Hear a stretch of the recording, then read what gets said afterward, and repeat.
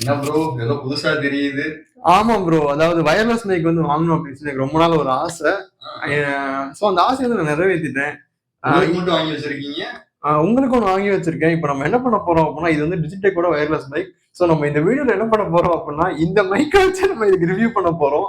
So நான் வாங்கின ஆக்சுவலா 2 மைக். ஒரு மைக் இங்க இருக்கு, இன்னொரு மைக் இங்க இருக்கு. இதை நம்ம அன்பாக்ஸ் பண்ண போறோம். அண்ட் நிறைய பேர் சொல்லாத விஷயத்த நான் இதில் சொல்ல போறேன். ஸோ வாங்க வீடியோக்குள்ள போலாம். நான் பால சரவணன். வணக்கம், welcome to watch this.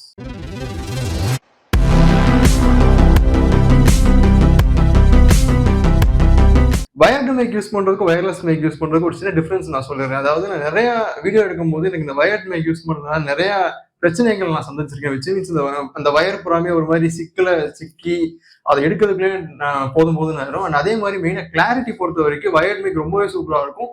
But wireless மைக்ல கொஞ்சம் கம்மியா தான் இருக்கும். அது வந்து நம்ம எதுவுமே பண்ண முடியாது. பட் ஆடாசிட்டி அப்படிங்கிற சாஃப்ட்வேர்ல வந்து நீங்க இந்த சவுண்டோட கிளாரிட்டி பூராமே சேஞ்ச் பண்ணிக்கலாம். ஸோ இப்போ இதோட அன்பாக்சிங் நம்ம பார்த்துக்கலாம். இந்த பாக்ஸ் என்ன கொடுத்துருக்காங்க அப்படின்னா, ஜஸ்ட் ஒரு ரிசீவர் அண்ட் டிரான்ஸ்மிட்டர் இது மட்டும் தான் கொடுத்துருக்காங்க. இந்த பாக்ஸை நீங்க ஓப்பன் பண்ணீங்க அப்படின்னா உள்ளக்க ரெண்டு திங்ஸ் மட்டும் தான் இருக்கும். அது போக ஒரு சார்ஜிங் கேபிள் இருக்கும். அண்ட் இது போக வந்து உங்களுக்கு ஒரு இது கொடுத்துருப்பாங்க, நாய்ஸ் கேன்சலேஷன் பஃப் ஒன்று கொடுத்துருப்பாங்க. இதுக்கு கீழே பார்த்தீங்க அப்படின்னா ஒரு குட்டியா ஒரு பவுச் ஒன்று கொடுத்துருப்பாங்க. அது போக நிறைய பேர் என்ன சொல்லியிருப்பாங்க, அதான் நானுமே ஒரு சில ரிவ்யூஸ் பார்த்து தான் வாங்கினேன். நிறைய பேர் இந்த ரிவ்யூஸ்ல இது காட்டவே இல்லை. இது என்ன அப்படின்னா யூசர் மேனுவல் அப்படின்னு சொல்லுவாங்க. இந்த மைக்ல இருக்க நிறைய டவுட்ஸுமே நான் சொல்லிடுறேன் உங்களுக்கு. ஃபர்ஸ்ட் வந்து இதுல இன்ஸ்டாலேஷன் கைடு எல்லாமே இருக்கும். இது ஓரமா வச்சிடலாம். அதே மாதிரி இதுல வந்து ஒரு யூசர் மேனுவல் கொடுத்துருப்பாங்க. ஸோ இந்த யூசர் மேனுவலை நான் ஷார்ட்டா சொல்லிடுறேன். ஸோ இந்த மைக்கு மட்டும் நீங்க ஜஸ்ட் ஆன் பண்ணிட்டீங்க அப்படின்னா அதுல red and blue light flash ஆகும். அப்படின்னா உங்களுக்கு கனெக்ட் ஆகல அப்படிங்கிற ஒரு மீனிங். இது ரெட் கலர் லைட், அதாவது இங்க கண்டினியூஸ் ரெட் கலர் லைட் எரிஞ்சுக்கிட்டு இருக்கும்னு நினைக்கிறேன். ஸோ இந்த மாதிரி பிளிங்க் ஆகிட்டு இருந்துச்சுன்னா உங்க மைக்கும் உங்க டிரான்ஸ்மிட்டரும் கனெக்ட் ஆயிருக்கு அப்படிங்கிற ஒரு மீனிங். அதே மாதிரி சார்ஜ் ஏறிட்டு இருக்கும்போது உங்களுக்கு வந்து ரெட் கலர் லைட் கண்டினியூஸா பிளிங்க் ஆயிட்டு இருந்துச்சு, அது சார்ஜ் ஆயிடுச்சு அப்படின்னு அர்த்தம். ஸோ இதை நீங்க சார்ஜ் பண்ணீங்க அப்படின்னா உங்களுக்கு 4 ஹவர்ஸ் கண்டினியூஸ் பேக்கப் இருக்கும். நீங்க 4 ஹவர்ஸ் நீங்க கண்டினியூஸா ரெக்கார்ட் பண்ணிக்கலாம். ஸோ இப்போ இந்த டிஜிடெக் 001ல வந்து சொல்லப்படாத ஒரு சில விஷயங்கள் என்ன அப்படின்னா, இது உங்களோட எப்படி சொல்றது, ஸ்டாக் கேமரா அப்ளிகேஷனோட ஒர்க் ஆகாது. நீங்க இதுக்குன்னு சொல்லி தனியா ஒரு கேமரா அப்ளிகேஷன் இன்ஸ்டால் பண்ணும். ஃபார் எக்ஸாம்பிளுக்கு என்ன அப்படின்னா ஓப்பன் கேமரா அப்படிங்கிற அப்ளிகேஷன் வந்து இன்ஸ்டால் பண்ணும். அது இவங்களே கொடுத்துருப்பாங்க. நானும் செக் பண்ணி பார்த்துட்டேன்.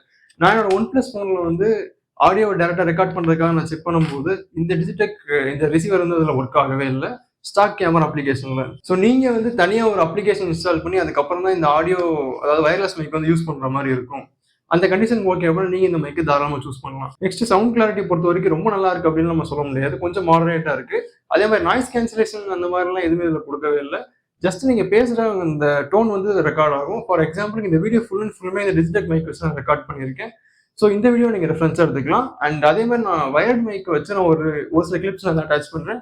ரெண்டையுமே நீங்க கம்பேர் பண்ணி பாருங்க. நெக்ஸ்ட் இதை வாங்கினதுக்கான ரீசன். ஃபர்ஸ்ட் நான் வாங்கினதுக்கான ரீசன் என்ன அப்படின்னா, நம்ம நிறைய வீடியோஸ் எடுக்கிறோமா, அதனால வந்து இதை பர்ச்சேஸ் பண்ணிருக்கேன், அதுவும் ஒன்று. செகண்ட் என்ன அப்படின்னா, இந்த வயர்லெஸ்ல இருக்கிறதுனால எங்களுக்கு ஹேண்டில் பண்ண ரொம்ப ஈஸியா இருக்கு. ஸோ இதுவே ஒரு அட்வான்டேஜ். டிஸ்அட்வான்டேஜ் அப்படின்னா, நீங்க இந்த டிரான்ஸ்மிட்டர் கிடையாது, இந்த மைக்குக்கு வந்து சார்ஜ் போடாம விட்டுட்டீங்க அப்படின்னா சடனா உங்களுக்கு ஆஃப் ஆயிரும். அண்ட் அதே மாதிரி ஒவ்வொருக்கும் வந்து நீங்க ரெக்கார்ட் பண்றீங்க அப்படின்னா இந்த மாதிரி தனியா ஒரு அப்ளிகேஷன்ஸ் ரெக்கார்ட் பண்ணணும். ஆல்சோ உங்களோட மைக் வந்து பேரா இருக்கா இல்லையா அப்படிங்கறத வந்து பார்த்துட்டு நீங்க பேச ஆரம்பிக்கணும். ஸோ நீங்க இந்த மைக் வந்து வாங்கலாம் அப்படின்னு கேட்டீங்கன்னா வாங்கலாம். என்னென்ன கண்டிஷன் அப்படிங்கிறத நான் முதல்ல சொல்லியிருப்பேன். நீங்க உங்க ஸ்டாக் கேமரா யூஸ் பண்ணாம ஓப்பன் கேமரா இல்ல வேற ஏதாவது கேமரா அப்ளிகேஷன் யூஸ் பண்றீங்கன்னா தாராளமா நீங்க யூஸ் பண்ணலாம். அண்ட் ஹெவியான யூசேஜஸ்க்கு வந்து இது கண்டிப்பா தாங்கும். அண்ட் அதே மாதிரி ஆடியோ கிளாரிட்டி வந்து நீங்க ரொம்ப எதிர்பார்க்க முடியாது. அதுதான் ஒரு சோகமான ஒரு விஷயம். இந்த மைக்கோட பிரைஸ் எவ்வளவு அப்படின்னா 899 இருந்துச்சு. இதுல வந்து single channel mode and dual channel mode ரெண்டுமே கிடைக்கும். நீங்க டூயல் சேனல் மோட் வாங்குறதுக்கு பதிலா சிங்கிள் சேனல் மோட் வாங்குனீங்க அப்படின்னாலே அது உங்களுக்கு யூஸ்ஃபுல்லா இருக்கும். அண்ட் காஸ்ட்டுமே கம்மி தான். ஸோ நீங்க இந்த டிஜிடெக் மைக்கோட ஆடியோ சாம்பிள்ஸ்லாம் கேட்டிருப்பீங்க. பட் நான் சொல்ல மறந்துன்னு சொல்ல முடியாது. சொல்லப்படாத ஒரு சில விஷயங்கள் என்ன அப்படின்னா, எடிட் பண்ணும்போது இதோட வாய்ஸ் கிளாரிட்டி எப்படி இருக்கு அப்படிங்கிறத நான் சொல்லிடுறேன்.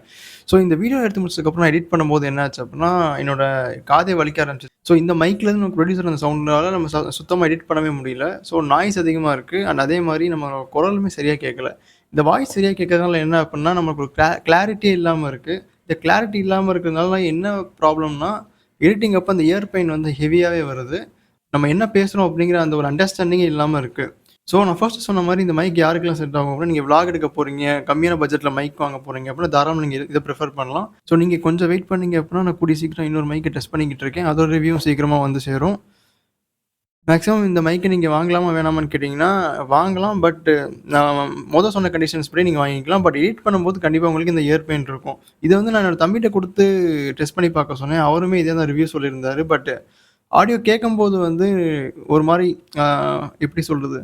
வாய்ஸ் வந்து அந்த ஒரு சில இடத்துல வந்து கம்மியாயி மேல வந்த மாரி இருக்கு. அந்த ஆம்ப்ளிட்யூட் ரேஞ்சே சரியில்ல.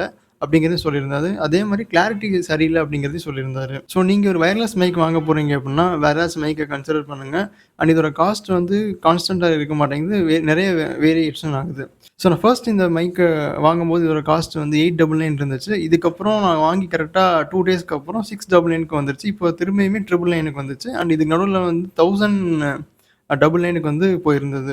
ஸோ இந்த மாரி காஸ்ட் வந்து கொஞ்சம் கான்ஸ்டன்ட்டா இல்லாத காரணத்தினாலயும், இந்த மைக் வந்து எனக்கு தெரிஞ்சு வேண்டாம் அப்படிங்கிற மாரி தோணுது. கம்மி தான். ஸோ இந்த வீடியோல நீங்க மைக்கோட அன்பாக்சிங் அண்ட் ரிவ்யூஸ் பத்தி நீங்க பார்த்திருப்பீங்க. மறக்காம நம்ம சேனல லைக் பண்ணுங்க, கமெண்ட் பண்ணுங்க, ஷேர் பண்ணுங்க, சப்ஸ்கிரைப் பண்ணுங்க. இதோட இந்த வீடியோ முடிச்சுக்கிறேன். Signing off Bala Saravanan. Bye by.